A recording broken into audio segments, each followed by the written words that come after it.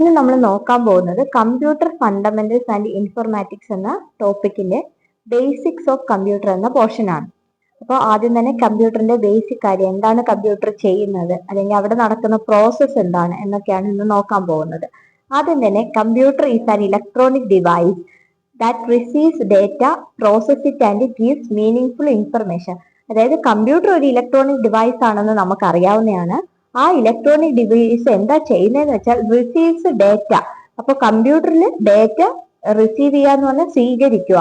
അപ്പോൾ computer data സ്വീകരിച്ചിട്ട് process ചെയ്തതിന് ശേഷം നമുക്ക് മീനിങ് ആയിട്ടുള്ള ഇൻഫർമേഷൻ കിട്ടും. അപ്പൊ ഡേറ്റ പ്രോസസ് ചെയ്ത് എന്റെ റിസൾട്ട് ആണ് എന്ത് ഇൻഫർമേഷൻ എന്ന് പറയുന്നത്. നമുക്ക് ഇങ്ങനെ പഠിക്കാം: computer is an electronic device that receives data, process it and gives it meaning information to the people. അപ്പൊ അത് യൂസ് ചെയ്യുന്ന ആൾക്കാർക്ക് ഡേറ്റ എടുത്തുകൊണ്ട് റിസീവ് ചെയ്തത് കൊണ്ട് അത് പ്രോസസ് ചെയ്തതിന് ശേഷം നമുക്കൊരു മീനിങ് ആയിട്ടുള്ള ഇൻഫർമേഷൻ കിട്ടും. ഇനി എന്താണ് ഈ ഡേറ്റ എന്ന് വെച്ചാൽ a collection of fact and figures are called data. അതായത് ഒരു കൂട്ടം വസ്തുക്കളെയും ഫിഗേഴ്സിനെയൊക്കെ ചേർത്തിട്ട് fact and figures are called data. A collection of fact and figures are called data. Processed ഡേറ്റയാണ് നമ്മൾ എന്തെന്ന് പറയുന്ന ഇൻഫോർമേഷൻ എന്ന് പറയുന്നത്. Processed data is called information. Information conveys a meaning message. ഇൻഫർമേഷനിലൂടെ നമുക്ക് എന്താ കിട്ടുന്നത്? ഒരു മീനിങ് ആയിട്ടുള്ള ഒരു മെസ്സേജ് കിട്ടും, അല്ലെങ്കിൽ മീനിങ് ആയിട്ടുള്ള ഒരു ആൻസർ നമുക്ക് അതിൽ നിന്ന് ലഭ്യമാകും. A set of action performed by the computer to convert data into information. അതായത് ഈ ഒരു പ്രോസസ്സ് നമ്മൾ പറഞ്ഞല്ലോ, കമ്പ്യൂട്ടർ ഒരു ഇലക്ട്രോണിക് ഡിവൈസ് ആണ്. അവിടെ ഡേറ്റനെ റിസീവ് ചെയ്തിട്ട് പ്രോസസ് ചെയ്തിട്ട് എൻഡിൽ ഒരു ഇൻഫർമേഷൻ ഉണ്ടാക്കുന്നു. ഈ ഒരു കൺവേർട്ട് ചെയ്യുന്ന പ്രോസസ്സ്, ഇതിന്റെ ഒരു എൻഡ് റിസൾട്ടിനെ പറയുന്നത് എന്താന്ന് വെച്ചാൽ ഈ ഒരു പ്രോസസ്സിന് പറയുന്നത് ഡേറ്റ പ്രോസസ്സിംഗ് എന്നാണ്. അതായത് കമ്പ്യൂട്ടർ കൺവേർട്ട് ചെയ്ത് ഡേറ്റ കൺവേർട്ട് ചെയ്ത് ഇൻഫർമേഷൻ ആക്കുന്ന പ്രോസസ്സിനെ ഡേറ്റ പ്രോസസ്സിംഗ് എന്ന് പറയും. The word computer is originated from the Latin word computus. അതായത് കമ്പ്യൂട്ടർ എന്ന വാക്ക് എവിടെ നിന്നാണ് കിട്ടിയതെന്ന് ചോദിച്ചാൽ അത് ലാറ്റിൻ വേർഡ് ആണ്. കമ്പ്യൂട്ടസ് എന്ന ലാറ്റിൻ വേർഡിൽ നിന്നാണ് ഉണ്ടായിരിക്കുന്നത്. The word data is originated from the data Latin word datum. അതായത് കമ്പ്യൂട്ടർ ലാറ്റിൻ വേർഡ് ആയിട്ടുള്ള കമ്പ്യൂട്ടസ് ആവുമ്പോൾ അതേപോലെ ഡേറ്റ എന്നുള്ളത് ലാറ്റിൻ വേർഡ് ഡേറ്റം ആണ്. ഡേറ്റം. എന്താണ് ഒരു ക്യാരക്ടറിസ്റ്റിക് കമ്പ്യൂട്ടറിന്റെ? നമുക്ക് എല്ലാവർക്കും അറിയാവുന്നതാണ്, നമ്മൾ യൂസ് ചെയ്യുന്നതാണ് അല്ലെ കമ്പ്യൂട്ടറിന്റെ. എന്താണ് കമ്പ്യൂട്ടറിന്റെ ഫീച്ചേഴ്സ് എന്ന് പറയുന്നത്, അല്ലെങ്കിൽ ക്യാരക്ടറിസ്റ്റിക്സ്?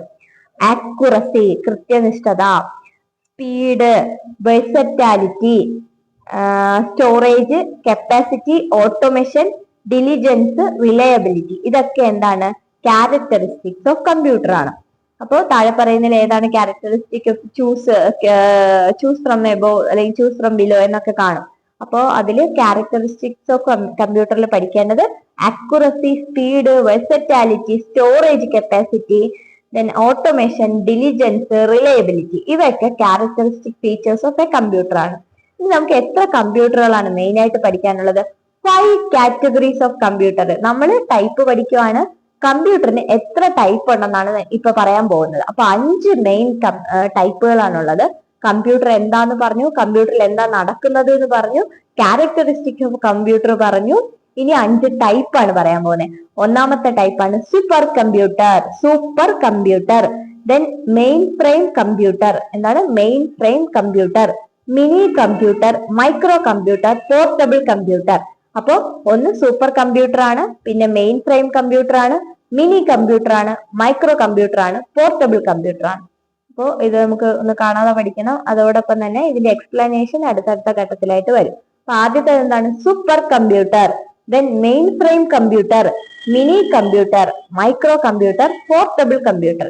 ഈ 5 തരത്തിലുള്ള കമ്പ്യൂട്ടറുകളാണ് നിലവിൽ നമുക്കുള്ളത്. ഇനി വളരെ ഇമ്പോർട്ടന്റ് ആയിട്ടുള്ളതാണ് കമ്പ്യൂട്ടർ ജനറേഷൻസ്. എന്താണ് കമ്പ്യൂട്ടർ ജനറേഷൻസ്? അതായത് നമുക്കറിയാലോ, ഫസ്റ്റ് ജനറേഷൻ കമ്പ്യൂട്ടറുകളുണ്ട്, സെക്കൻഡ് ജനറേഷൻ കമ്പ്യൂട്ടറുകളുണ്ട്. ഇപ്പൊ ഓരോ തലമുറകളിലായിട്ടാണ് എന്ത് വന്നിട്ടുള്ള ഇപ്പൊ നമ്മൾ ഉപയോഗിച്ചു വരുന്ന കമ്പ്യൂട്ടറിലേക്ക് മാറിയിരിക്കുന്നത്.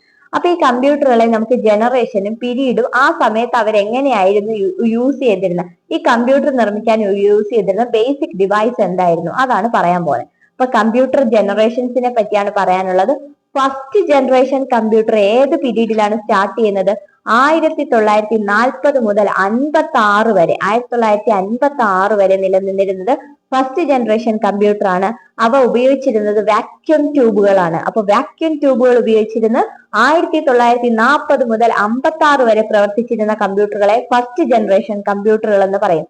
Example ENIAC, യൂണിവാക്ക്. ENIAC എല്ലാവർക്കും അറിയാവുന്നതാണ്. ENIAC, യൂണിവാക്ക്. അപ്പൊ ഫസ്റ്റ് ജനറേഷൻ കമ്പ്യൂട്ടർ എന്ന് വെച്ചാൽ 1940 മുതൽ 56 വരെയുള്ള കാലഘട്ടത്തിൽ ഉപയോഗിച്ചിരുന്നതാണ് വാക്യൂം ട്യൂബുകൾ. ഫസ്റ്റ് ജനറേഷൻ കമ്പ്യൂട്ടറുകൾ എന്താണ് ഉപയോഗിച്ചിരുന്നതെന്ന് ചോദിച്ചു കഴിഞ്ഞാൽ അത് വാക്യൂം ട്യൂബ് ആണ് എന്നറിയാം.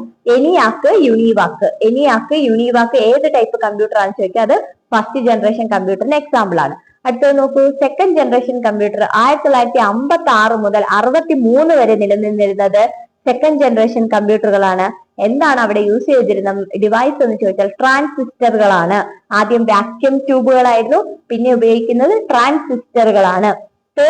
തേർഡ് ജനറേഷൻ കമ്പ്യൂട്ടറിൽ ഏതാണ് വർഷം എന്ന് ചോദിച്ചു കഴിഞ്ഞാൽ 1964 മുതൽ 71 വരെയാണ് അവിടെ ഉപയോഗിച്ചിരുന്നത് IC. നമ്മൾ കേട്ടിട്ടുള്ള IC ചിപ്പ് എന്നൊക്കെ അല്ലെ, ഇന്റഗ്രേറ്റഡ് സർക്യൂട്ടുകൾ ഉപയോഗിച്ച് പ്രവർത്തിച്ചിരുന്നതാണ്. അതിന് എക്സാമ്പിൾ ആണ് IBM 360, PDP-8.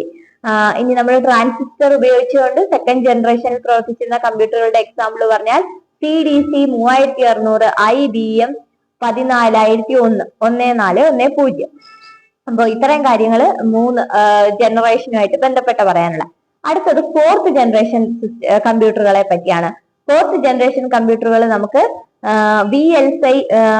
VLSI micro processor ആണ്.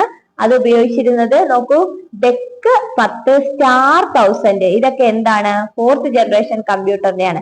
ഇപ്പോഴും നമ്മൾ എന്ത് ചെയ്യാറുണ്ട്? ഫോർത്ത് ജനറേഷൻ കമ്പ്യൂട്ടറുകൾ തന്നെയാണ് ഉപയോഗിച്ച് പോകുന്നത്. 1971 ഇത് കണ്ടുപിടിക്കുന്നത്. അപ്പൊ ഫോർത്ത് ജനറേഷൻ കമ്പ്യൂട്ടർ അഥവാ നമ്മൾ പ്രസന്റ്ലി യൂസ് ചെയ്യുന്ന കോമൺ ടൈപ്പ് ഓഫ് കമ്പ്യൂട്ടേഴ്സ് ഒക്കെ ആരെ എപ്പോഴാണ് കണ്ടുപിടിച്ചതെന്ന് ചോദിച്ചാൽ 1971 മുതലാണ്. ഇനി നമ്മുടെ ഫിഫ്ത്ത് ജനറേഷൻ കമ്പ്യൂട്ടർ ആണ്. അത് എന്താണ് യൂസ് ചെയ്യുന്നത്? പ്രസന്റ് ആൻഡ് ബിയോണ്ട് പ്രോസസ്സറുകളാണ്. ULSI മൈക്രോ പ്രോസസർ ആണ് അവിടെ ഉപയോഗിക്കുന്നത്. IBM note book, dual core, ഇതൊക്കെ എന്തിന് എക്സാമ്പിൾ ആണ്? Fifth generation. നമ്മൾ കേട്ടിട്ടുള്ള ഡ്യുവൽ കോർ അല്ലെ. അപ്പൊ ഡ്യുവൽ കോറും ഇതും ഒക്കെ എവിടെയാണെന്ന് ചോദിച്ചു കഴിഞ്ഞാൽ അത് ഫിഫ്ത്ത് ജനറേഷൻ കമ്പ്യൂട്ടറുകൾക്ക് എക്സാമ്പിൾ ആണ്. ഇനി ഈ characteristics of fifth generation computer എന്താണെന്ന് ചോദിച്ചു കഴിഞ്ഞാൽ അത് ആർട്ടിഫിഷ്യൽ ഇന്റലിജൻസ് ആണ്. ആർട്ടിഫിഷ്യൽ ഇന്റലിജൻസ് ആണ്. അപ്പൊ നമ്മൾ പഠിച്ചത് പ്രധാനമായ അഞ്ച് എന്താണുള്ളത്? 5 ടൈപ്പ് ഓഫ് കമ്പ്യൂട്ടേഴ്സ് ഉണ്ടെന്ന് പറഞ്ഞു. അതേപോലെ തന്നെ കമ്പ്യൂട്ടറിന് 5 ജനറേഷൻ ഉണ്ട്, 5 തലമുറകളുണ്ട്. ഓരോ വർഷവും അത് എങ്ങനെയാണ് നമ്മൾ ഇപ്പൊ കാണുന്ന കമ്പ്യൂട്ടറിലേക്ക് മാറിയത് എന്നാണ് പറയുന്നത്. അപ്പൊ ആദ്യത്തേലാണ് വാക്യൂം ട്യൂബ് ഉപയോഗിച്ചിരുന്നത്, രണ്ടാമത്തേല് ട്രാൻസിസ്റ്ററുകളാണ്, മൂന്നാമത്തേല് ഇന്റഗ്രേറ്റഡ് സർക്യൂട്ടുകളാണ്, ഫോർത്തിലാണെങ്കിൽ 4ാമത്തെ തലമുറയിലാണെങ്കിൽ VLSI മൈക്രോ പ്രോസസ്സറുകളാണ് ഉപയോഗിച്ചിരുന്നത്. ഫിഫ്ത്തിലാണെങ്കിൽ ULSI മൈക്രോ പ്രോസസ്സറുകളാണ് ഉപയോഗിച്ചിരുന്നത്. ഇതിന്റെ കാലഘട്ടവും ഇതിൽ ഉപയോഗിച്ചിരുന്നത് ഇതിന്റെ എക്സാമ്പിളും വളരെ ഇമ്പോർട്ടന്റ് ആണ്. ഫിഫ്ത്ത് ജനറേഷൻ കമ്പ്യൂട്ടറുകളിലാണ് എന്ത് ഉപയോഗിക്കുന്നത്? ആർട്ടിഫിഷ്യൽ ഇന്റലിജൻസ് ഉപയോഗിച്ച് പ്രവർത്തിക്കുന്നതെന്ന് പഠിക്കുക.